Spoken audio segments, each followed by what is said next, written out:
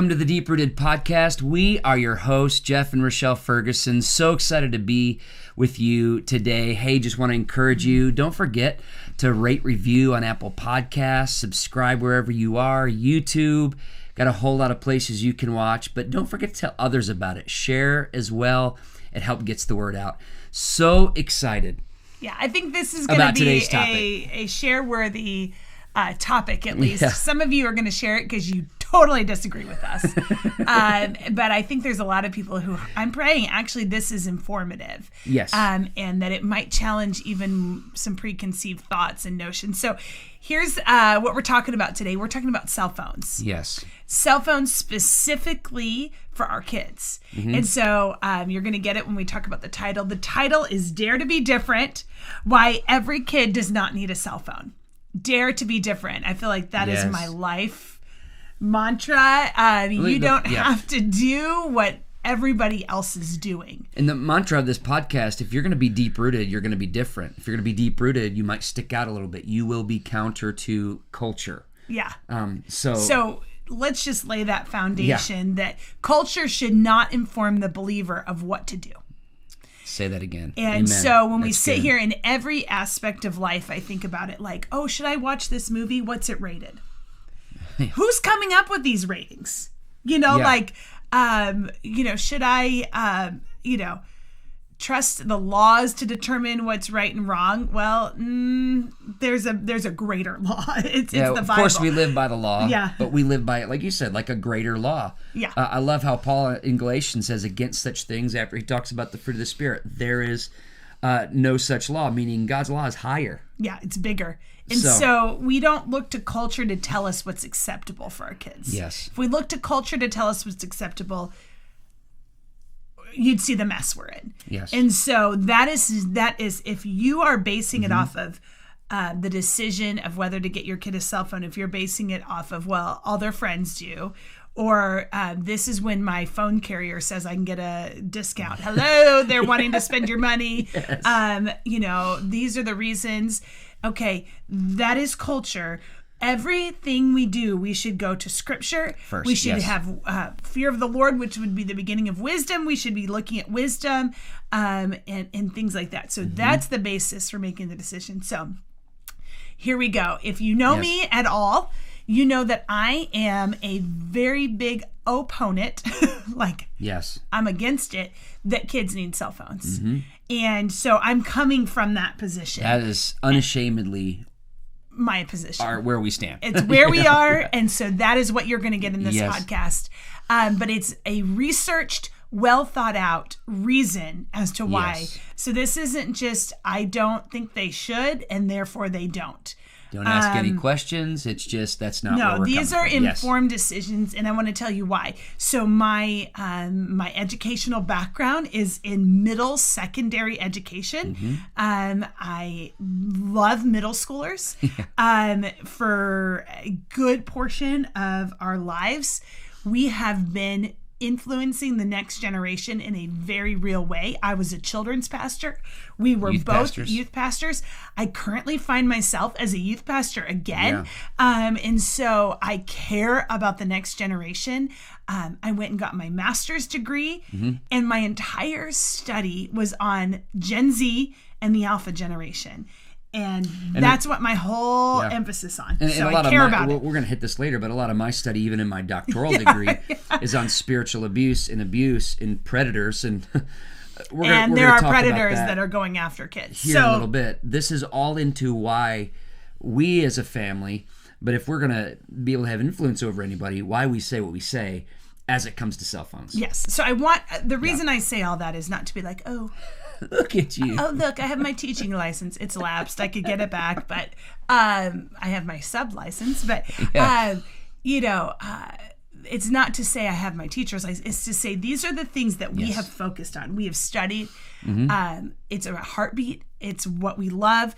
And we're studiers. Yes. We're not just, I don't like this. We have studied some of this, and we've come up with some reasons why our kids don't have cell phones and why we think your kid shouldn't. Yeah. And I know that's a very bold statement. Yeah. and I say receive it. Okay, Yeah. so I want to... Amen. I receive it. Good. Glad you receive it. Okay, a couple of things to just base some stuff on.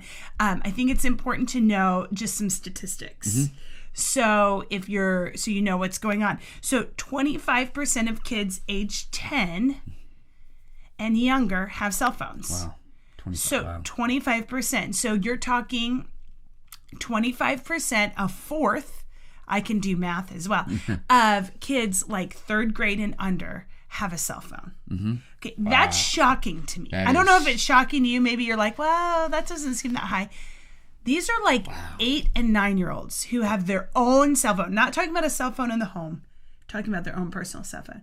But here's the deal. When it goes from 10 and then the next marker is age 12, 75% of kids age 12 have their own personal cell phone.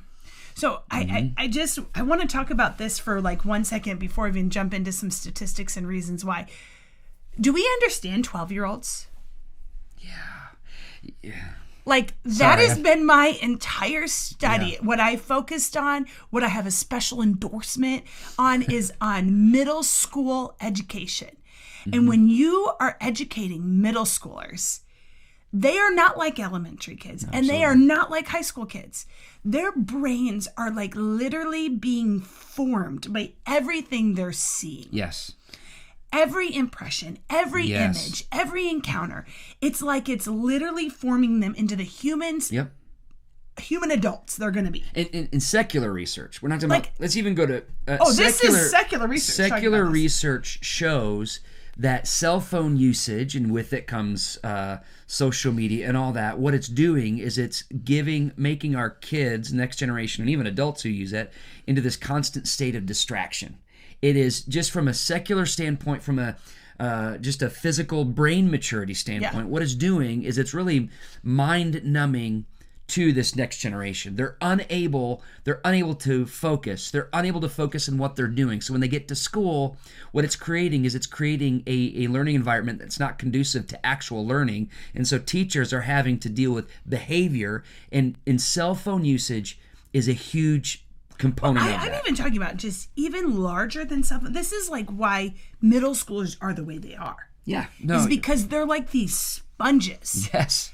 And which is a good thing. I love it. It's a great thing. I mean, if you hang around middle schoolers, I think they're so cool. Yeah. That's why some people think they're annoying, is because they're like sponging everything. And so when you give them this access to everything in the world, wow, you're influencing that. Okay, here's a couple that I don't want us to get ahead. A couple other statistics. 2/3 of kids, children, spend over 4 hours a day on the phone. Wow.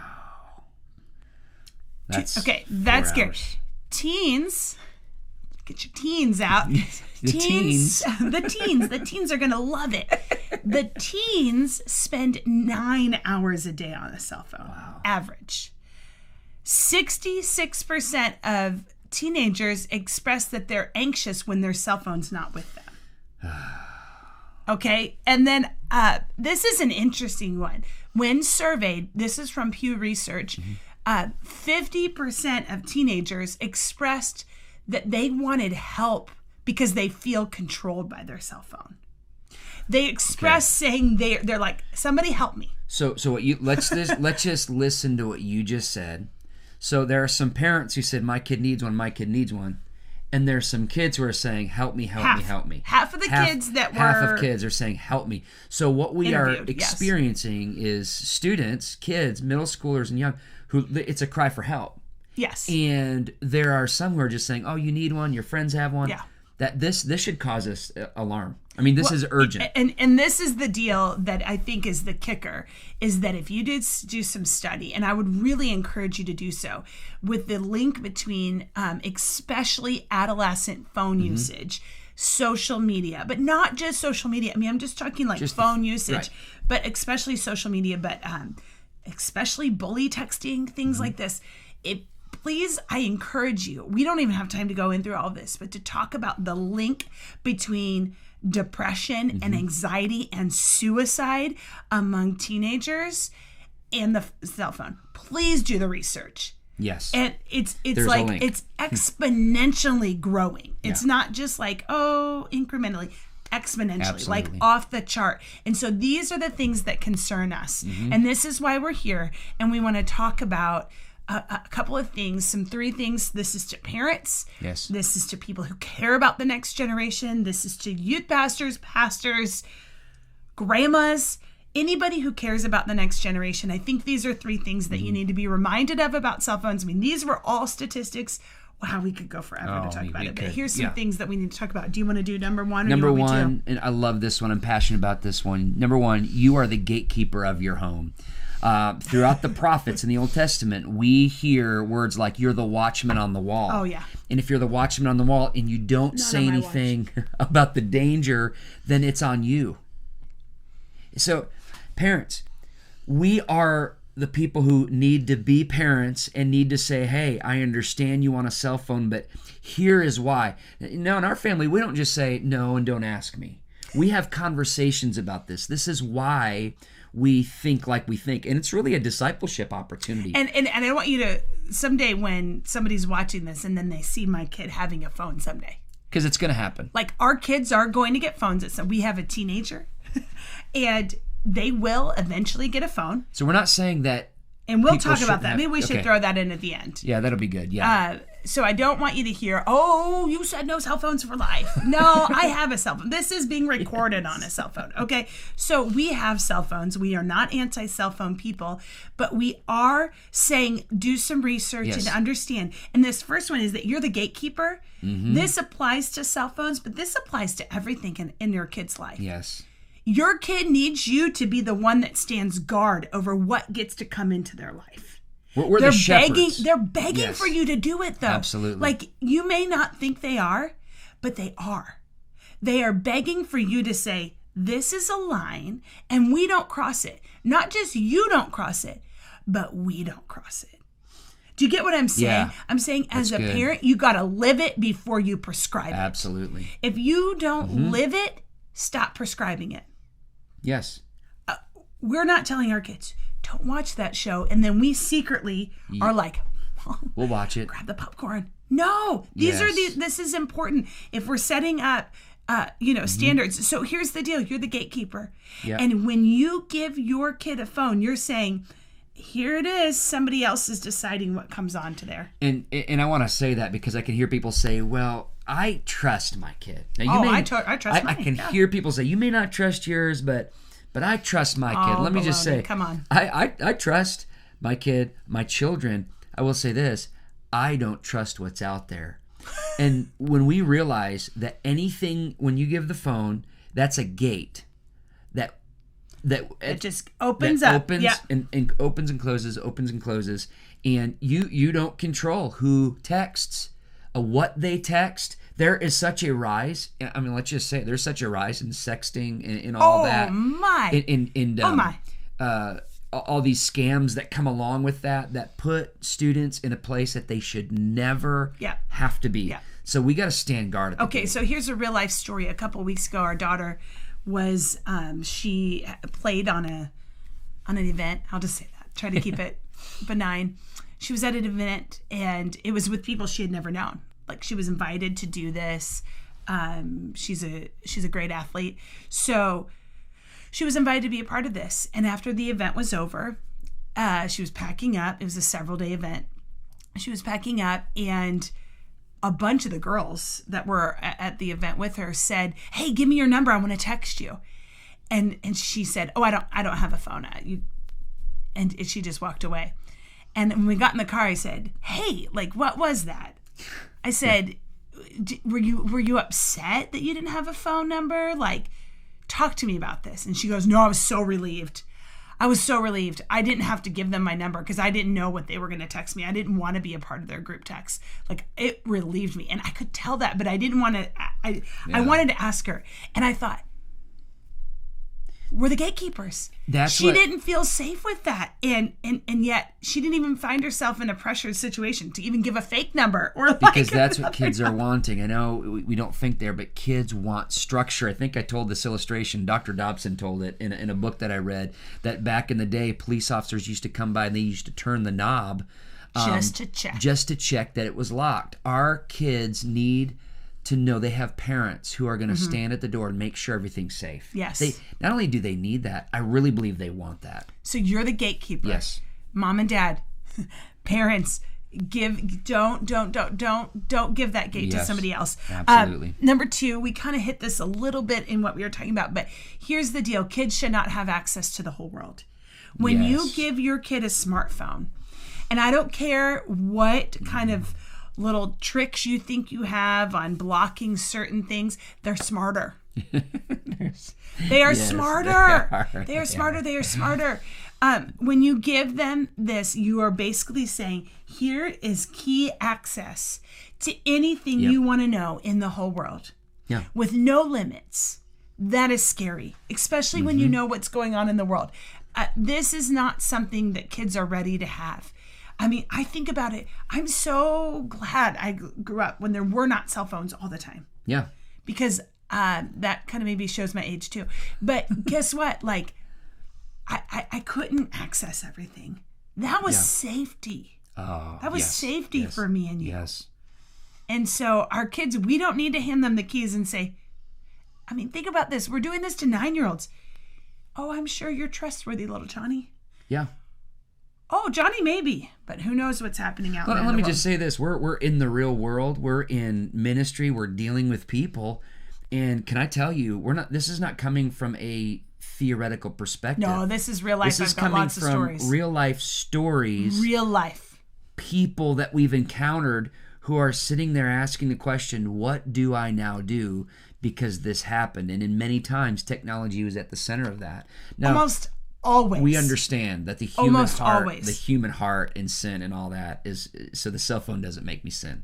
But I will say that phone gives you easy access to the key. So, yeah. Oh my goodness, so many things. And I think this is really important, point number 3. Mm-hmm. And I don't know, we probably could talk for hours about point number 3. Yes. Other people want to do you harm. There are predators. Sorry, go ahead. No, but I think we have to sit here for a moment, because I think some of you don't believe that. Mm-hmm. I think you think that everybody has your best interest. They don't. No. Not everybody wants good things for you. Not everybody wants good things for your kids.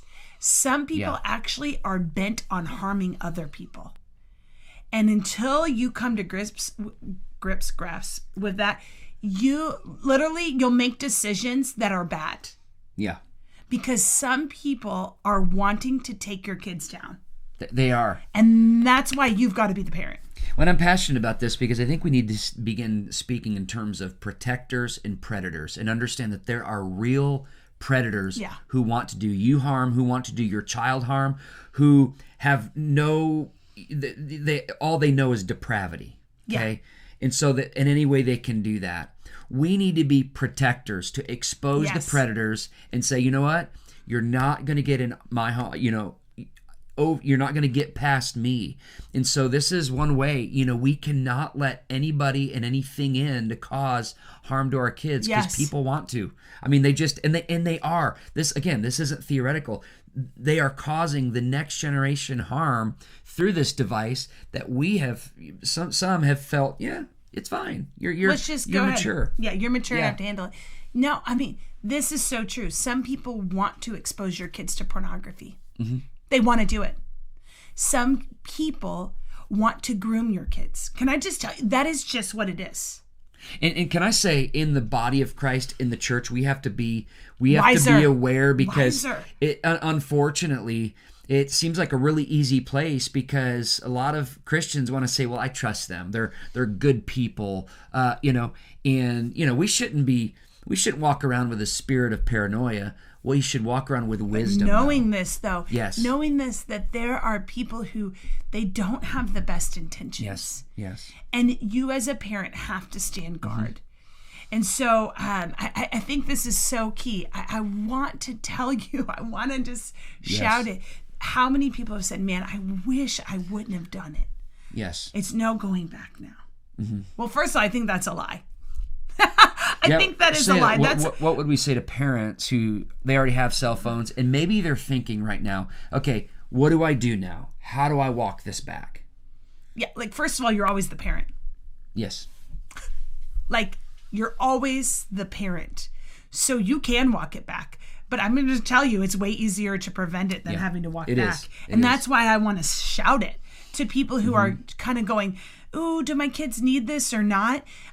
No, they don't. Yes. They do not need this. Now, I want to address this before we kind of wrap up. This is the question I get asked everywhere, because if you've heard me talk, you know I already stand on this. This is like, you're not surprised by this podcast. What age? What age is acceptable? Or maybe they're saying, what age are you going to give your kid a cell phone? Okay, well, I think this is really good. First of all, I think the age thing is baloney. So I'm not going to tell you an age, because I think it's baloney. Yes. I'm not going to say at the age of blank, get your kid a phone, because not everybody is that going to work with. But let me tell you a couple of things that I think are really, really important. Number one, I will be giving my child access to a cell phone when they are driving, for sure. I do. I think it's important in the day that we live in. Yes, I would want them to have a cell phone to be able to call us. Yes. But here's the thing that I think is really, really, really, really important to think about. You don't have to give your child a cell phone that is dedicated to them all the time. Yeah. Okay, so there are ways, because this is what everybody says. My kid has soccer practice and they have to be picked up. And like, what happens if I'm not there? Well, okay, here's a couple of things. Be there. Be ready to pick them up. That would be a good idea. But if you feel that your kid is not safe at the soccer field without a phone, get a phone that is for the home. Mm-hmm. And when they go to soccer practice, they can put it in their soccer bag. And if for some reason you're not there to pick them up afterwards, they could call you, and then you can take the phone back. Yeah. It does not have to be theirs. Yes. Yes. Because when it is theirs, then it becomes something that can be used in these ways. And I know some of you are sitting there thinking, this lady is crazy. I know it. Like, I know it. I have heard it all. We can hear it now. Yeah, I feel like I can hear all your objections right now. But can I tell you, you could be saving your child. So like, true. I literally believe this so strongly. Yeah. That you could be saving them from destruction. Mm-hmm. I'm not kidding. I am not kidding. This is so intensive. Please do the research. Look at the manufacturers of the phone and see if they give their kids phones. Research it. Yeah. Research the top up of Microsoft and Apple. Do you know what they're doing? They're sending their kids to old-fashioned schools that don't even have computers because they know the danger. Yes. And here we are. Oh, sorry. I'm getting intense. Here we are trying to sit here and go, oh, but little baby little kid, 9-year-old needs to call mama. No, they don't. No, they don't. Do you want to give them access to a predator who wants to show them images that they will never, ever be able to get out of their mind? Just even become obsessed with media and video games. That's why we're so urgent about this. We're not urgent because it's some boogeyman. This is a real life thing. I was doing some research, and there are an increasingly amount of schools who are who are banning cell phones. Yes, and I wish they all would. Educators who are banning cell phones. And I remember reading a story about a boarding school who banned cell phones. These are students who live on this. They spend the night there. And the students were so relieved when they banned cell phones because they felt like they couldn't get away from it. And so there's an increasing awareness among educators, among students, saying, wait a minute, we need to rethink this. And so as the body of Christ who needs to lead the way, we need to rethink this and say, wait a minute, do we want to be opening our children to this kind of abuse, to this kind of profane things that they could? Do we want to open our children to obsessive, like you said, obsessive behaviors? No, we don't. Well, and this comes from a core value that we have as parents. And you're going to hear more about this because we're rolling out. Yeah. Like parenting and marriage stuff because God's placing it on our heart. So get ready. You're going to get flooded with it. It's going to be flooded. But seriously, this comes from a core conviction that we need kids to remain kids. Yes. Stop making them little adolescents or little adults. They are kids. So they need to do kid appropriate things. And being on the internet, watching who knows what is not kid appropriate. I find it disgusting. Yeah. Not cute. When little kids are dancing to things that they shouldn't be dancing to, or knowing lines of movies they should have no business watching. Yes.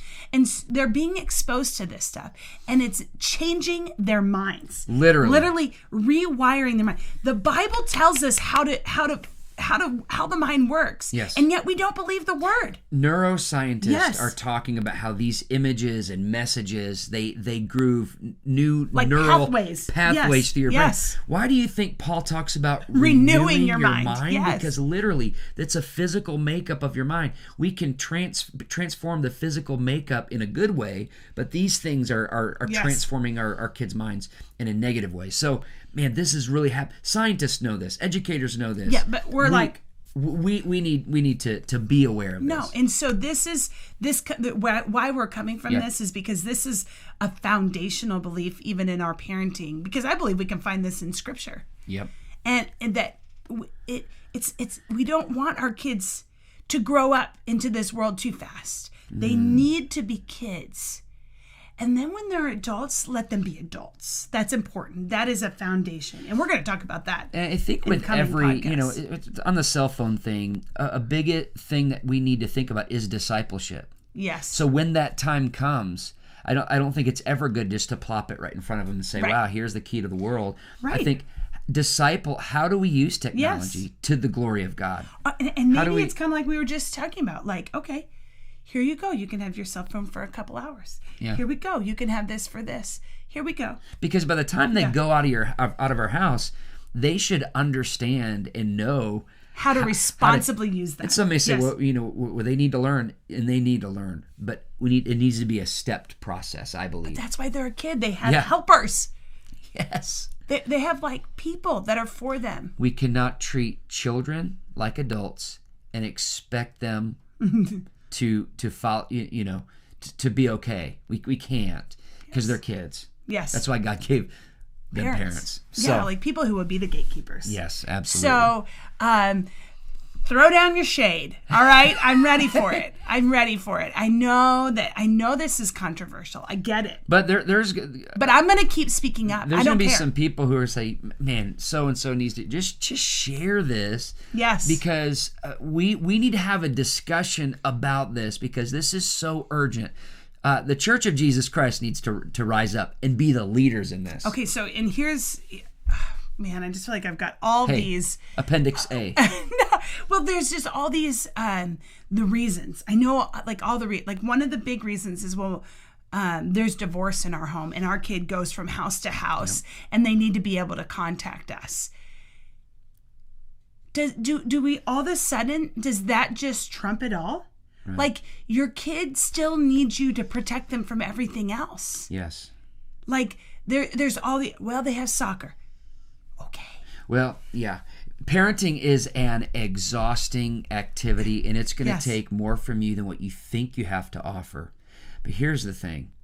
I want to stand at the end of my life and say I did absolutely everything in my power.